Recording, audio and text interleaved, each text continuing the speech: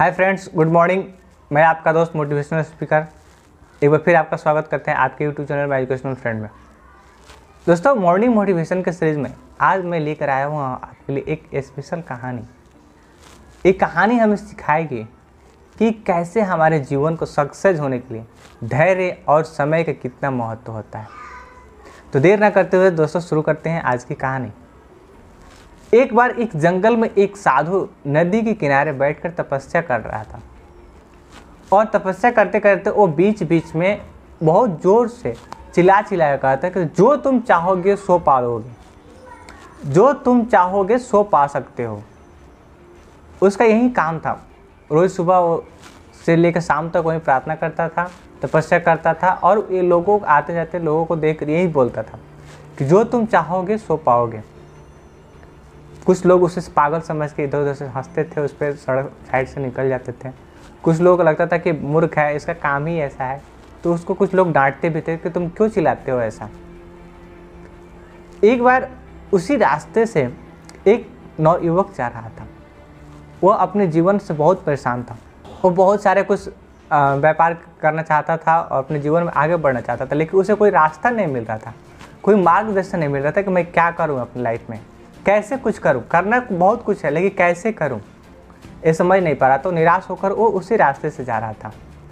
तभी उसके कानों में भी वो आवाज़ पड़ी कि जो तुम चाहोगे सो तुम पाओगे। वो उस आवाज़ की तरफ बढ़ता गया और उस साधु के पास जाके उसने उनको प्रणाम किया। साधु को प्रणाम करने के बाद पास में बैठ गया और उनसे कहा कि महाराज, एक बात बताइए, आप उस समय से बोल रहे हैं कि जो तुम चाहोगे वो तुम पाओगे, क्या मैं जो चाहता हूँ मैं पा सकता हूँ? तो महात्मा मुस्कुराते हुए बोले कि हाँ बेटा, जो तुम चाहते हो वो तुम ज़रूर पा सकते हो। तो उसने कहा कि अच्छा महाराज, एक बात बताइए, क्या आप मुझे दीक्षा देंगे, वो गुरु मंत्र देंगे जिस मंत्र से मैं जो चाहता हूँ वो पा सकता हूँ? तो उस महात्मा ने कहा कि हाँ, क्यों नहीं, लेकिन तुम एक बात बताओ कि तुम करना क्या चाहते हो? तो उसने कहा कि महात्मन, मैं इस दुनिया का सबसे बड़ा हीरे का व्यापारी बनना चाहता हूँ। मुझे हीरे का व्यवसाय करना है, मुझे बहुत ज़्यादा इसमें नाम कमाना है। मैं इसको कैसे कर सकता हूँ? मुझे कोई आइडिया नहीं है, आप मुझे समझाएं। तो महात्मा ने कहा कि ठीक है बेटा, मेरे हाथ में दो पत्थर हैं। एक इस दुनिया का सबसे कीमती हीरा है, जिस हीरे की वजह से तुम जैसा हीरा तुम चाहते हो वैसा हीरा पा सकते हो। और एक हाथ में मेरे मोती है। इस मोती का प्रयोग करके तुम अपनी सारी समृद्धि को, अपने सारे प्रॉब्लम्स को दूर कर सकते हो। तो नवयुवक ने बड़ी उत्सुकता से कहा, क्या महाराज आप मुझे ये हीरा और मोती देंगे? महात्मा ने बोले कि जी। महात्मा ने बोला कि हाँ बेटा, ये तुम्हारे लिए ही है, लो इसे ग्रहण करो। उस महात्मा ने उस युवक से कहा कि अपना दोनों हथेली आगे बढ़ाओ, मैं तुम्हें एक हीरा और मोती प्रदान करूंगा। उसके बाद युवक हाथ बढ़ाया।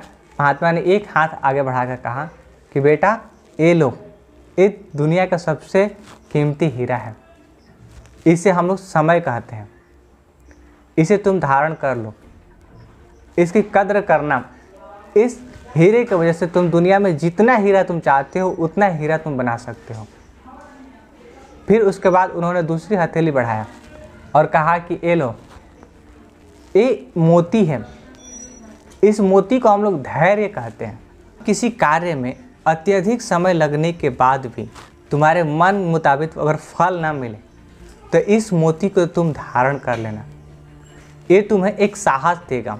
फिर इसके बाद तुम अपने समय को अपने काबू में करके तुम जो चाहे वो कर सकते हो। ये मोती जब तक तुम्हारे पास रहेगा तुम हमेशा वही पाओगे जो तुम चाहते हो। उस युवक ने उस साधु के दोनों बातों को बहुत ध्यान से सुना और हीरे और मोती जो समय और धैर्य हैं उनको धारण करके और वो अपने जीवन में उसे लागू करने के लिए प्रेरित हो गया। कुछ समय बाद उसका नौकरी एक हीरे के सौदागर के पास लग गया। धीरे धीरे काम करते करते उसे हीरे की जो जांच पड़ताल, उसके जो गुण होते हैं, बिजनेस के तौर तरीका होते हैं, सब वो सीख लिया। और उसने मेहनत के दम पे समय को अपने इम्पोर्टेंस देकर अपने काम में धैर्य अनुशासन को लागू करके एक दिन उस समय का दुनिया का सबसे अमीर हीरे का व्यापारी बन गया। जी हाँ दोस्तों, हम भी अगर अपने समय की कदर करें और अपने कार्य में धैर्य रखें तो हम भी अपने फील्ड में, अपने जीवन में जिस फील्ड में हम जाना चाहते हैं उस फील्ड का सबसे बड़ा डायमंड हम लोग बन सकते हैं। फिर मिलते हैं दोस्तों अगले वीडियो में।